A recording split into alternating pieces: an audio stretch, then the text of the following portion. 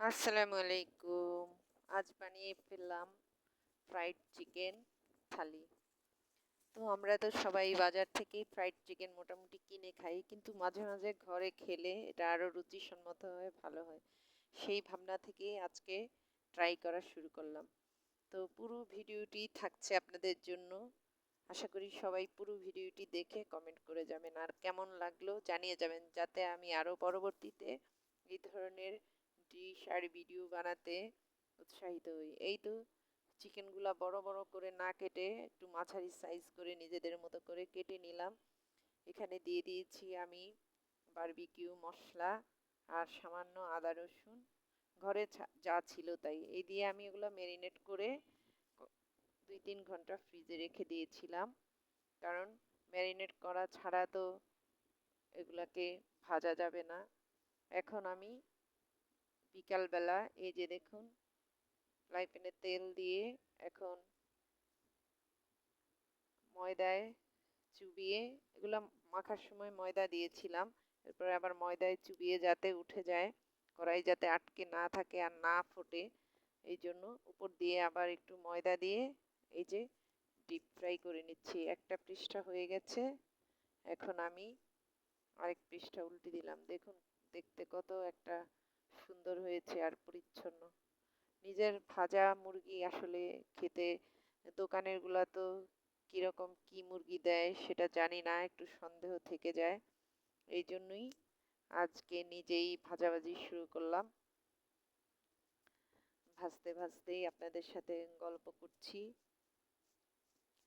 মাঝে মাঝে তো আমি রান্না করতে করতে একটু এদিক সেদিক চলে যাই, কারণ সব সময় রান্নার কাছে একদম দাঁড়িয়ে বা বসে থাকা যায় না। মাঝে মাঝে একটু অন্য জায়গায় চলে যাই যখন একটু রান্না দেরি লাগে।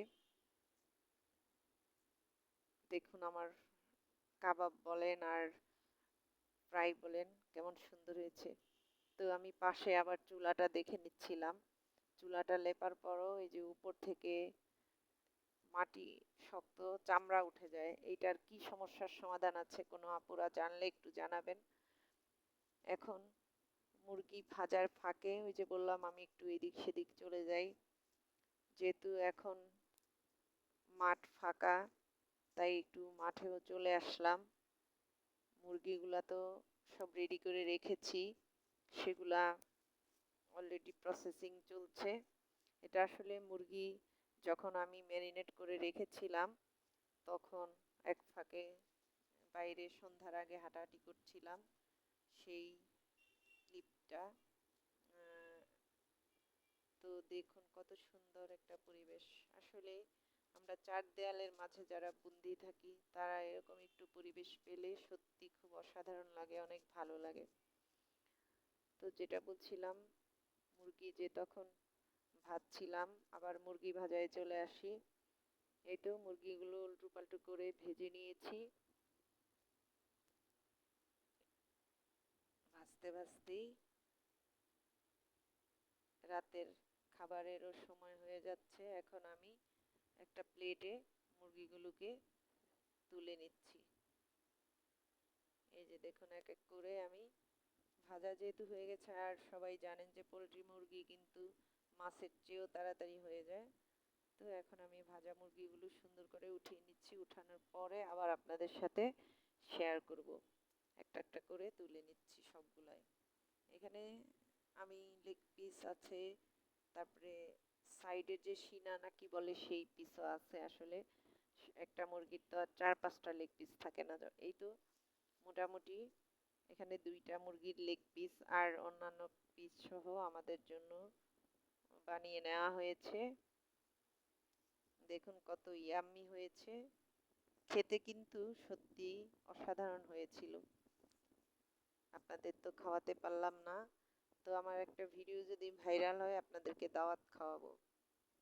সবাই মিলে লাইক কমেন্ট শেয়ার করে আমার একটা ভিডিও ভাইরাল করে দেন। তো এগুলা দেখে তো বাচ্চাদের জানেনই, লোভ সামলানো দায়। ওরা একবার বলতেছে নান রুটি দিয়ে খাবে, একবার বলতেছে ভাত দিয়ে খাবে। তো আমি বললাম যে খালি তো খাও, আজকে একটু ভাত দিয়ে খাও।